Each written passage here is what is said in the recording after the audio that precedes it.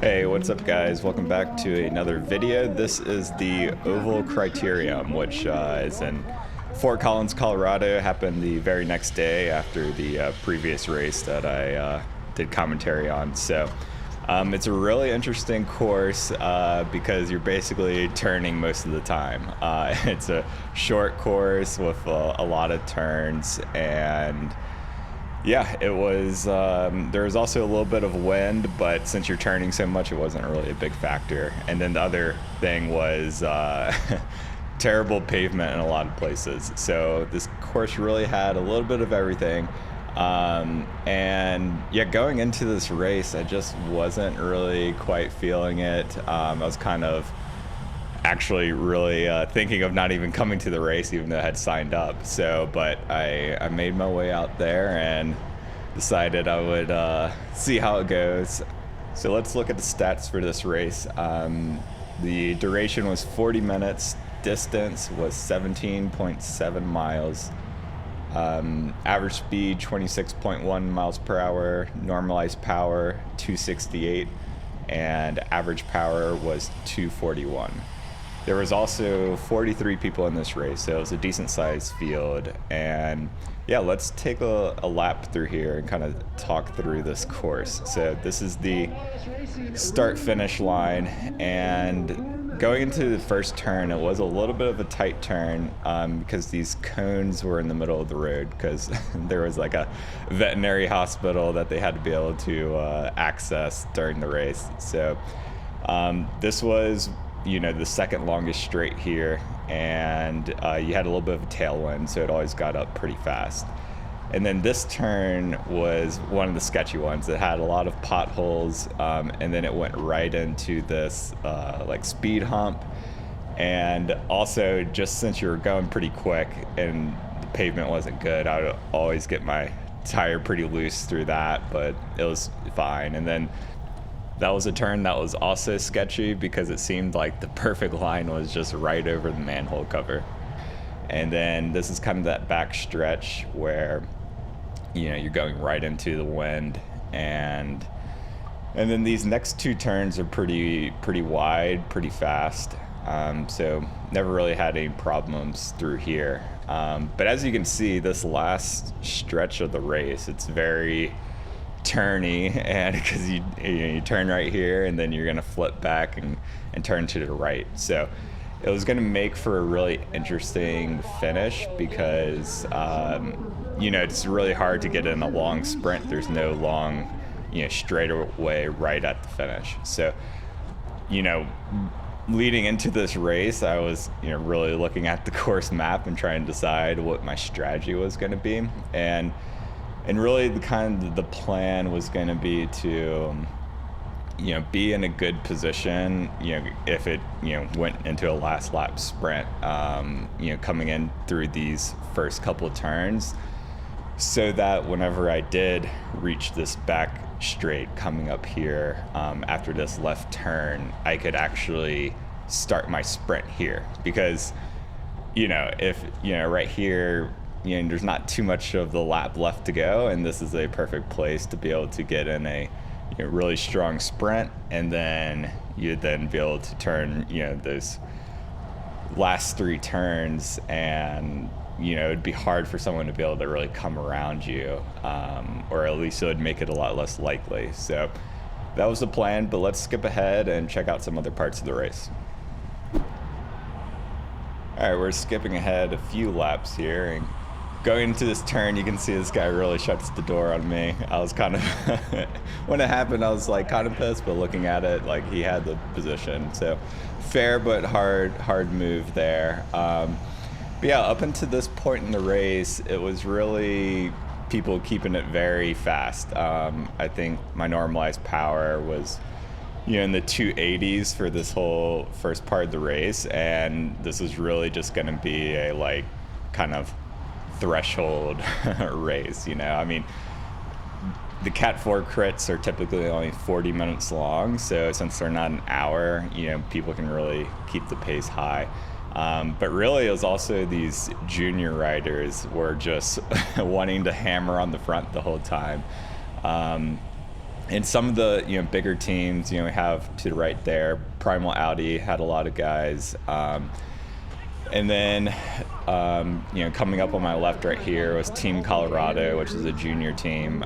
They had a lot of strong guys as well. And then you'll see, I think you can kind of see in the rear camera in the red is the Boulder Junior Cycling. So they had some guys, and then there was also a couple other people, these two brothers that also like riding the front and keeping it fast. So that's really what the race is going to be. It's going to be an attrition race. And like I said, we started with 43 people, and we only finished the race with 14. So there was a ton of people who got dropped, and I haven't really seen a race that went like that. But I guess it's one of those things, since the course is so short, it's it's a good likelihood you're going to get pulled if you get dropped, because these laps were really quick. Skipping ahead again, we are about 4 miles to go, and up until now it's been really fast. You can see right now in the rear view camera there's no one left. This is the final group. This is like the 14 people that were able to last. And up until this point, I've kind of just been riding around the 6th to 10th wheel, just trying to conserve my energy, since there was plenty of people wanting to work and keep it fast. But with this guy going, I saw this opportunity. It was late in the race, maybe people were tired, and decided to go with this guy to see if this move would stick. And so right now I'm just kind of holding in his wheel, but I look back and everyone was right on him. So it's like obviously the only people that were really strong were left in this race.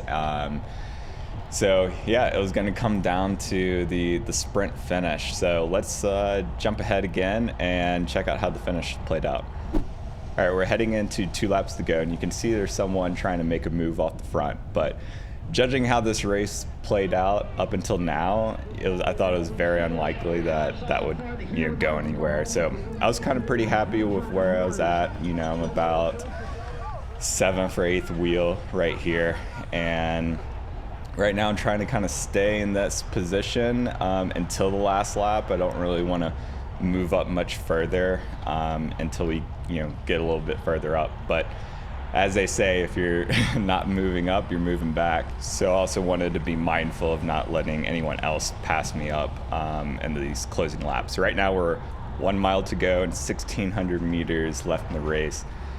And so I slot behind this guy, but I can see he's not quite on the wheel, so that's getting me a little bit concerned.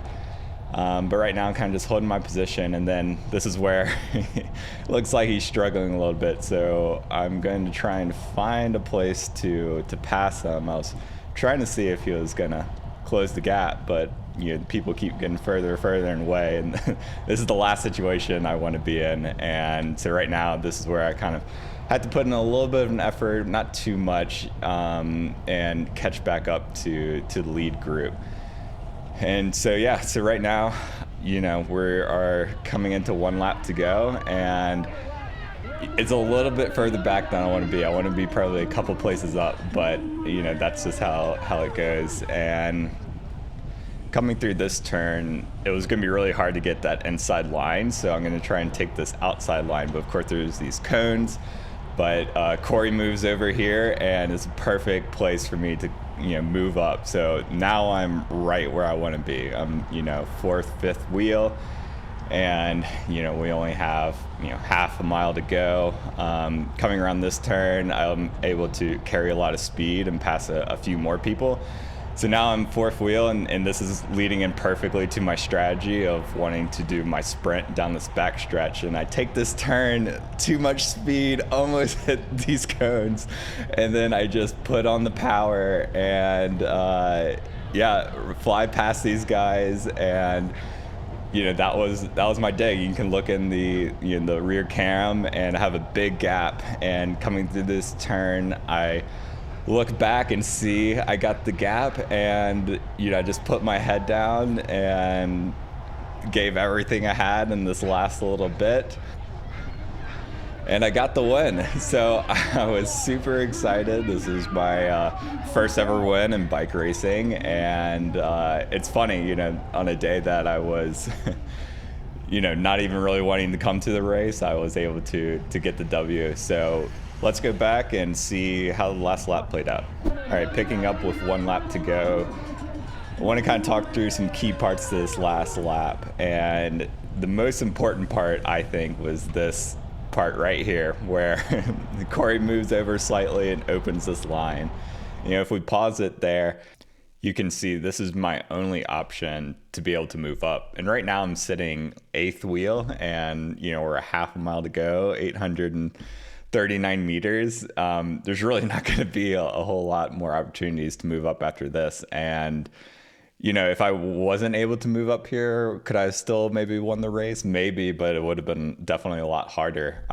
Because if we unpause it, you can see I'm able to make up a couple places initially, but importantly, I'm able to get the right line going through this turn. Because for me, doing this outside line, being able to carry a lot of speed was kind of the best line most of the day.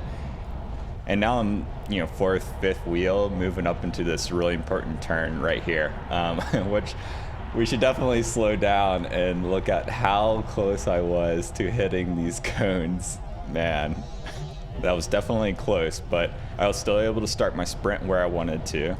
And flipping around to the rear camera, you can see I'm really able to start to pull out a big gap going around these front guys. And yeah, this is kind of where the race was won, as they say. So, I ended up being able to win by a couple seconds. So I think the strategy going into the race really worked. But I think that's really one of the key takeaways is that, tactics is really important, and oftentimes will trump fitness, because there's definitely a lot of guys a lot more fit than me in this race.